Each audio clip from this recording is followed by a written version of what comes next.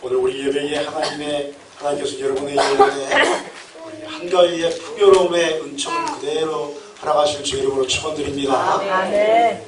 원래 이제 이 한가위가 우리 민족의 추수감사와 같은 날이라서 또 추수하기 전에 기쁨으로 온 가족이 모여서 잔치하면서 보냈던 그런 때인데, 여러분 이 한가위를 통해서 먼저 하나님께 영광 돌리시고 온 가족이 그리스도의 예수 사랑 안에서 화목하게 된 은총이 여러분의 가정에 그대로 임하기를 간절히 소원합니다. 아멘. 사과나 귤나무를 심으면 딱 심자마자 바로 이렇게 열매가 나면 좋겠는데, 이야기 드렸더니 보통 10년이 지나야 쓸만한 열매가 맺힌다, 이렇게 그런 이야기를 합니다. 그리고 10년 정도 된 이제 나무가 되면 한 나무에 500여 개씩 나무가 열린답니다. 열매가 열린답니다. 놀랍지? 한 나무에 500개 열리나요? 모르겠는데 아무튼 뭐 그런다 하니까 잘 모르지만 한 나무에 500개면 굉장한 거죠. 굉장히 많은 나무. 주렁주렁 신년생 나무에 열린다. 또 옥수수 한 개를 심으면 그 줄기가 자라서 그 둘 또는 세 자루에 열매를 맺는데, 이게 두 자루, 세 자루 정도의 열매를 맺는데, 이 한 자루에 적어도 보니까 200에서 300알 정도의 옥수수가 이렇게 차 있다라고 이야기를 합니다. 이 경우 씨 하나가 대략 계산해 봤더니 600배 정도의 결실을 맺게 됩니다. 여러분 놀랍죠? 여러분 맨날 이렇게 거두시니까 모르시는데 이걸 또 세워하면서 계산한 사람들이 있어요. 그렇게 봤더니 씨 하나에 결실이 몇 배라고 해? 600배가 열리게 됩니다. 엄청난 거죠. 하나님께 전적으로 헌신한 사람도 이와 같이 그의 생애를 통해서 600배의 열매가 맺혀야 할 수 있습니다.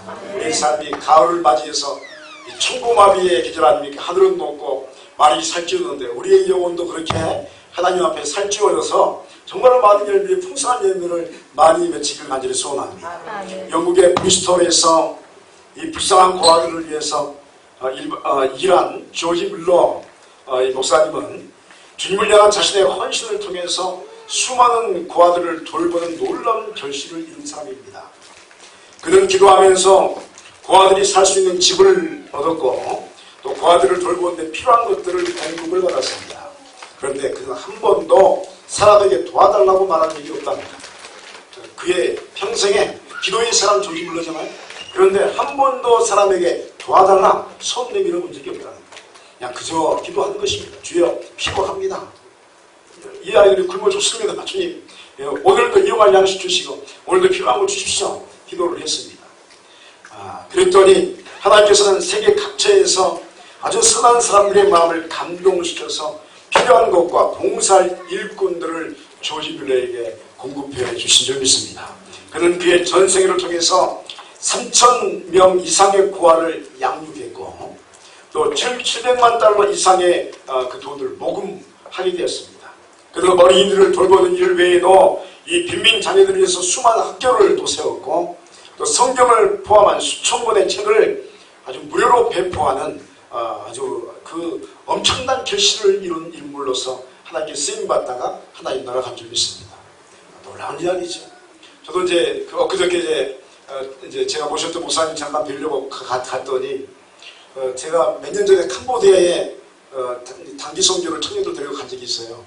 근데 가는데 그 불교 국가거든요. 기독교를 그때도 조금 인정이 좀 안 되는 그런 분위기였는데, 그래서 캄보디아 성경을 우리나라에서 찍었습니다.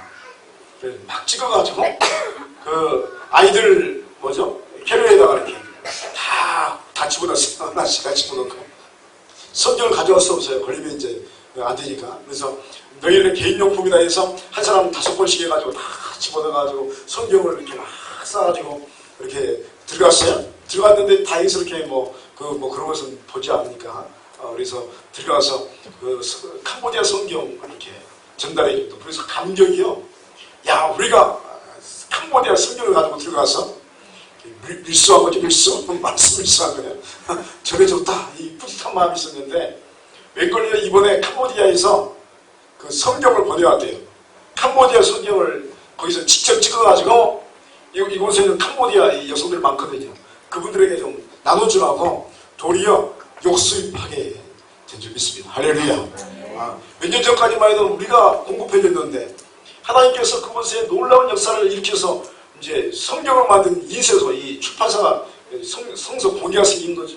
자기 나라의 말을, 성경을 찍어서 도리어 이제 우리나라에 보내주는 그런 놀라운 일들. 하나님께서 역사하는 곳은 이런 열매가 가득가득 임할 줄 믿습니다. 맺혀지고 여러분의 삶도 그렇게 되기를 소원합니다. 아멘. 민족의 명절 한가위를 맞이하는 주일입니다. 오늘 여러분의 가정에 원하고 바라기는 이 같은 100배, 60배, 30배의 결실이 내림하기를 소원합니다. 아멘. 그래서 가족들의 얼굴 보면 해마다 작년에 보았던 얼굴이 한 10배 반가웠다면 올해는 100배 반가운 얼굴로 여러분 맞이하는 은혜가 있기를 소원합니다. 여러분 잘 되어야 할 줄 믿습니다. 뭔가 하나님께서 복 주셔서 그 안에 평안이 있고 그 안에 감사가 있고 기쁨의 일부가 주렁주렁 맺히면 가족들이 모여가지고 서로 자랑하게 바꿔야 할 줄 믿습니다. 내가 작년부터 올해까지, 올 초부터 설부터 올해까지 삶을 살았는데 하나님께서 이렇게 해주셨다. 간증하는 은혜가 여러분의 가정에 그래서 행복의 소리가 가득 넘치기를 간절히 소원합니다.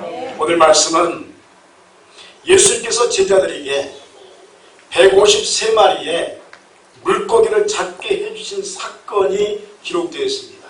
그래서 이 153마리의 물고기를 너무 사모한 나머지 우리나라의 첫 번째 볼펜이 뭔지 아세요? 모나미 볼펜 아세요? 지금도 나오죠? 하얀 볼펜들 이렇게 검은 거 거기에 숫자가 뭐라고 적혀 있죠? 어떻게 하셨어요? 그게 뭔지 아세요? 153마리 물고기. 하나님 내가 153마리 물고기를 찾기로 합니다. 그래서 거기다 첫 번째 우리나라 이게 쓰다 보면 이렇게 그 볼펜이 그런 기술이 참 어렵잖아요. 이렇게 동글동글하게 돌아가면서 잉크 나오잖아요. 그래서 쓰다 보면 나중에 어떻게 되죠? 옆에가 막 잉크똥이 이렇게 많이 생겨가지고 얼마나 힘들었는지 몰라요. 지금 그것도 안 나와요. 워낙 기술이 발달해서. 그게 대단한 기술이었습니다. 그런데 그걸 한 그 회사 사장님이 153마리의 물고기네 성교하겠습니다 하는 마음으로 그걸 시작해가지고 그렇게 하나님께서 복 주신 줄 믿습니다. 그런데 오늘 본문이 153마리 물고기에 대한 이야기입니다. 부활하신 예수님을 경험한 제자들이 이 디베라 호숫가에 갔을 때 세 번째 주께서 나신 그 사건을 이야기하는데 아이러니하게도 예수님께서 부활하셨는데 베드로가 나는 물고기 잡으러 가노라 라고 말했더니 갑자기 주위에 있던 도마와 나다나엘과 세베대 아들들과 다른 제자 둘이 함께 나도 가겠노라 하고 베드로를 따라가는 겁니다. 그리고 그날 밤에 밤새 이 고기를 잡는 전문가들이 그물을 호수에 내리는데 이들은 어부들 아니에요. 어부들은 물고기 잡는 기술이 대단한 거거든요. 근데 밤새 내리는데 한 마리가 잡히지 않은 것입니다. 참 이상한 밤이었습니다. 어떻게 해도 고기가 한 마리도 안 잡히고 드디어 날이 새어오는 것입니다. 그때 예수님께서 바닷가에 계셔서 얘들아 너희에게 고기가 있느냐라고 물으셨습니다. 그러자 제자들이 없습니다 라고 대답했고 예수님께서 그물을 배 오른편에 던지라 그리하면 잡으리라 라고 말씀하셨습니다. 제자들이 그물을 배 오른편에 던졌습니다. 그랬더니 너무 많은 물고기가 잡혀서 그물을 끌어올릴 수 없을 정도로 어마어마한 물고기가 잡힌 것입니다. 예수님의 사랑하는 제자 요한이 베드로에게 주님이시다 라고 말하자 베드로가 갑자기 우통을 보고 있다 옷을 입는 거예요. 여러분 저기 헤엄을 치려면 수영을 하려면 어떻게 해야 되죠? 수영 안 쳐보셨어요? 헤엄 치려면 옷을 벗고 들어가죠. 근데 베드로가 주님이시다는 말 듣고 놀래가지고 예의 차린다고 옷을 입었어요. 우리 주님이신데 내가 감히 어떻게 우통 벗고 갈 수 있냐. 옷을 입고 물로 뛰어듭니다. 이런 재밌는 모습이 어디 있어요? 옷을 벗고 가서 헤엄치고 가도 그 월요일 밤에 옷을 입고 주님을 맞이한다고 이제 간다고 그렇게 헤엄을 쳐갑니다. 그리고 이 제자들이 또 배를 지어서 육지로 갑니다. 여기서 퀴즈 하나 내겠습니다. 누가 먼저 도착했을까요? 배가 먼저 도착했을까요? 베드로가 먼저 도착했을까요? 몰라요? 여러분 배하고 여러분 헤엄치고 배가 이렇게 노져오면 누가 먼저 도착할까요? 배가 빠릅니다. 그래서 배가 원서에 보면 배가 먼저 도착했고 베드로가 나중에 이제 이 옷 때문에 헤엄을 칠 수 있어요. 이게 얼마나 힘들어요. 왜 나중에 도착합니다. 그런 이제 에피소드가 있습니다. 아무튼 이 제자들이 배를 타고 육지로 올라왔을 때 베드로와 예수님과 제자들이 모두 호숫가에 모이게 되었습니다. 예수님께서 생선을 조금 가져오라 말씀하시자 베드로가 올라가서 그물을 육지에 끌어올렸습니다. 그런데 이 큰 물고기들이 아주 배에 가득했는데 그 숫자를 세봤더니 153마리가 잡혔습니다. 할렐루야. 작은 물고기 아닙니다. 큰 물고기들이 153마리가 잡혔습니다. 그러자 주님께서 와서 주밥 먹으라고 말씀하시고 떡을 가져다가 그들에게 주시고 생선도 그와 같이 주셨습니다. 이때 제자들 중에서 그 누구도 당신이 누구냐? 라고 묻는 사람이 없었다고 기록하고 있습니다. 무슨 말입니까? 분명 자신들의 스승인 예수님이 함께 한 것을 의심할 수가 없는 것입니다. 그분이 계셨습니다. 오늘은 추석을 하루 앞둔 주일로 우리가 거룩한 예배 드리면서 이 제자들에게 부활의 추수의 기쁨을 허락하신 153마리의 큰 물고기를 수확하는 모습을 우리가 보게 됩니다. 그런데 오늘 말씀은 이 풍성한 수확만을 우리에게 전하는 것이 아닌 예수님을 따르는 신앙의 길에 대해서 우리에게 말씀하고 있는 본문의 말씀을 우리가 접하게 됩니다. 여러분, 예수님을 따른다는 것은 옛 습관을 벗어버리고 새로운 영적 습관으로 들어가는 것을 의미합니다. 따라합니다. 예수님을 따르는 것은 옛 습관을 벗어버리고 영적인 새로운 습관 속으로 들어가는 것입니다. 할렐루야. 아멘. 그렇게 주님께서 원하신 영적인 습관에 들어섰을 때에 그곳에 사람의 속으로 알 수 없는 큰 역사, 새로운 살 길이 열려지게 될 줄 믿습니다. 베드로가 옛 습관으로 그물을 던졌는데 한 마리도 잡지 못했습니다. 그런데 주님께서 그물을 배 오른편에 던지라. 던졌더니 새로운 자신들이 한 번도 경험하지 못했던 153마리의 어마어마한 물고기들이 잡혔습니다. 그렇다면 이런 역사에 어떻게 우리가 들어갈 수 있을까요? 여러분, 하나님의 뜻이 없는 곳에 그리스도인이 있다면 밤새 물고기를 한 마리도 잡지 못하는 제자들의 모습과 같은 처지로 전락하게 됩니다. 그러므로 하나님의 뜻이 있는 곳을 찾아서 그곳에 참여할 줄 알아야 합니다. 3절에 시몬 베드로가 나는 물고기 잡으러 가노라 하니 그들이 우리도 함께 가겠다 하고 나가서 배에 올랐으나 그날 밤에 아무것도 잡지 못하였더니 라고 말씀하고 있습니다. 베드로와 제자들은 예수님의 뜻과는 다른 곳을 향했습니다. 그리고 그곳에 거했습니다. 예수님께서는 부활하셨습니다. 그리고 벌써 두 번째 예수님께서 제자들을 만나 주셨습니다.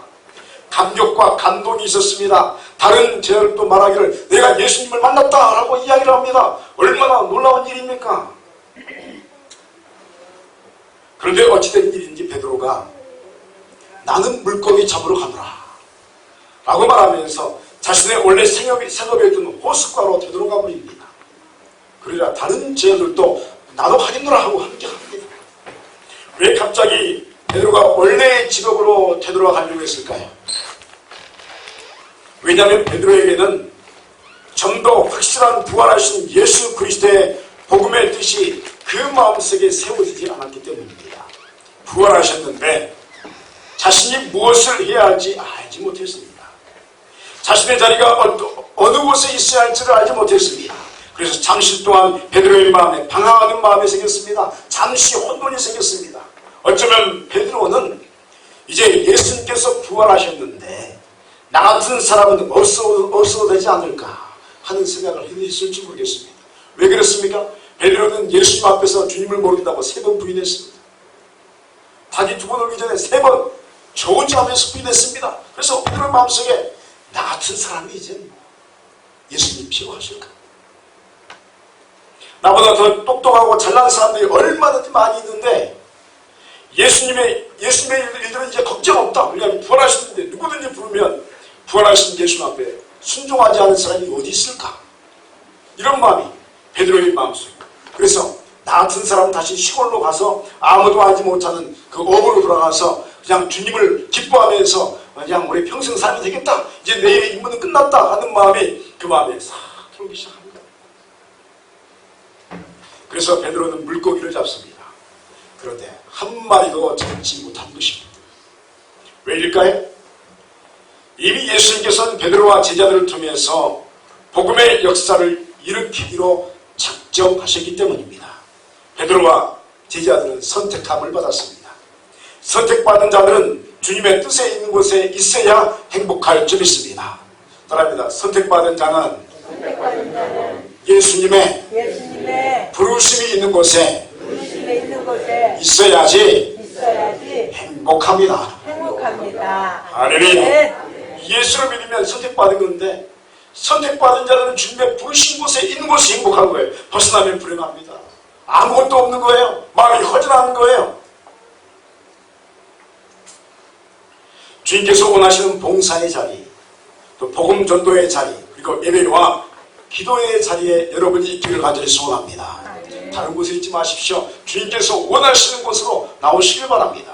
그래야 영혼의 기쁨의 열매를 맺고 하나님 앞에서 영혼의 추수를 할 줄 믿습니다.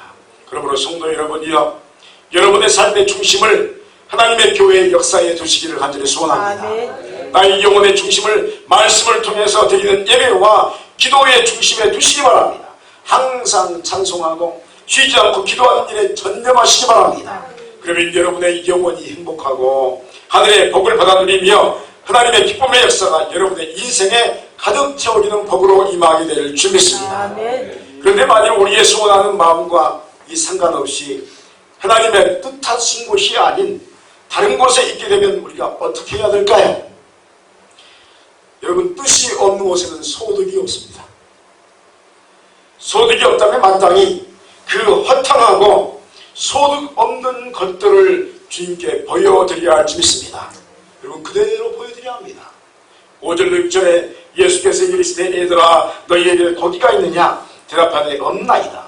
이르시되 그물을 배 오른편에 던지라. 그리하면 잡으리라 하시니 이에 던졌더니 물고기가 많아 그물을 들 수 없더라 라고 말씀합니다.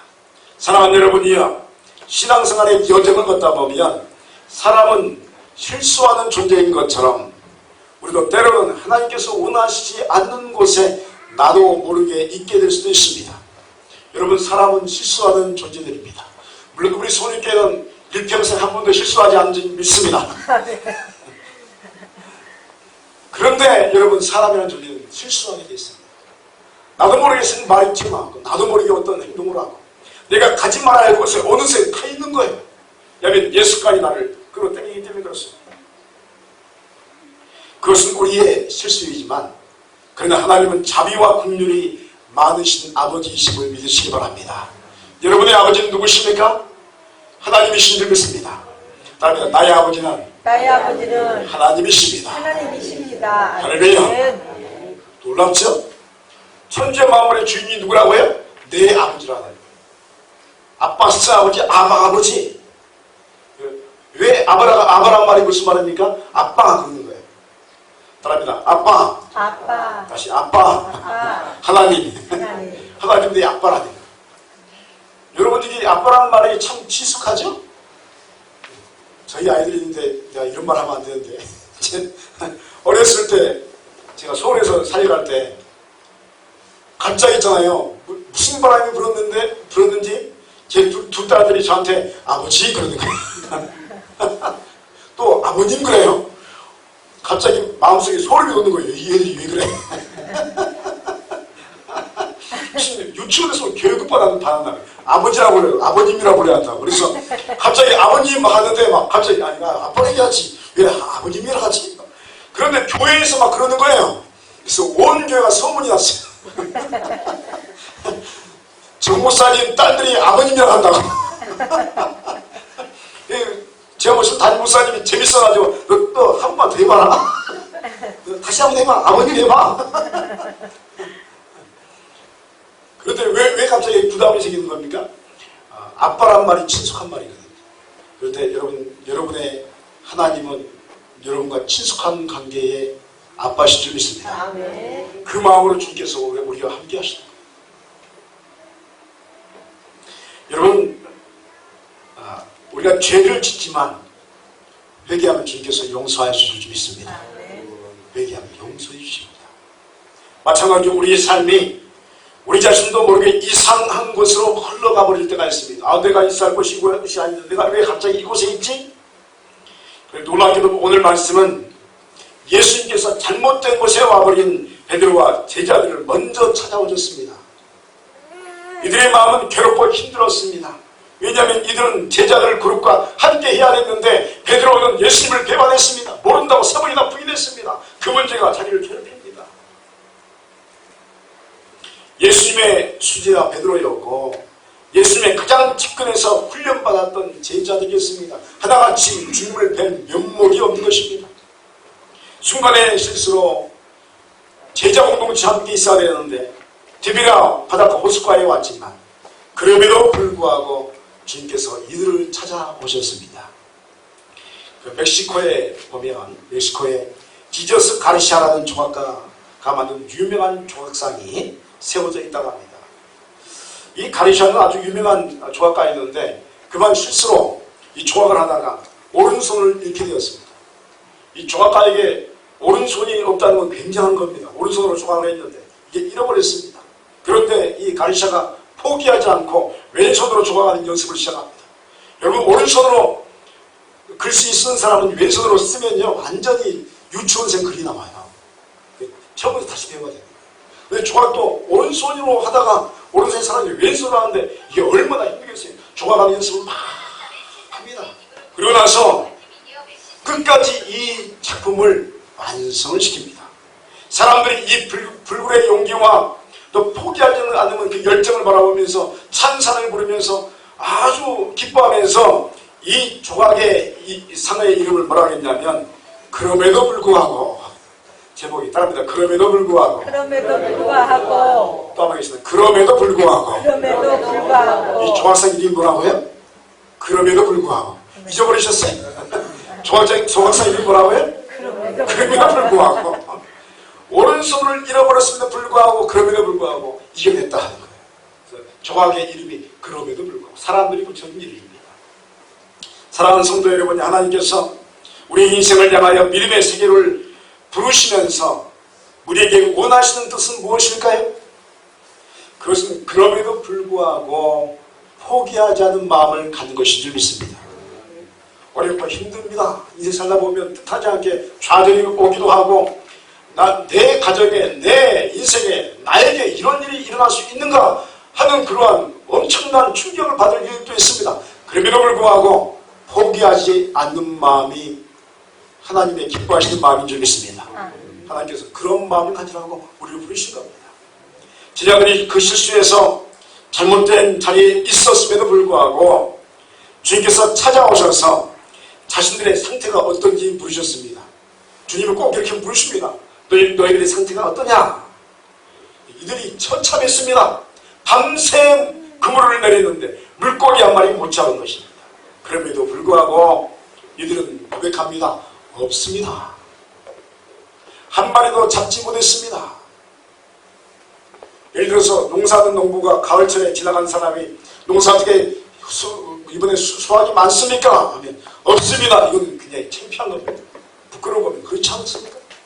이번에 내가 농사했는데 그래도 반탄하겠습니다. 아니면 이번에 어려웠는데 풍년이 들었습니다. 얼마나 자랑스럽습니다. 그런데 밤새 그물을 내리는데 예수님 부르니까 이 제자들이 그대로 이야기합니다. 없습니다. 처참합니다. 실패했습니다. 이에 예수님께서 제자들이 이런 넘어진 마음을 그대로 받아주십니다. 그리고 놀랍게도 새로운 길을 제시하십니다. 그물을 오른배에 내려라. 던져라. 여러분, 우리는 알아야 합니다.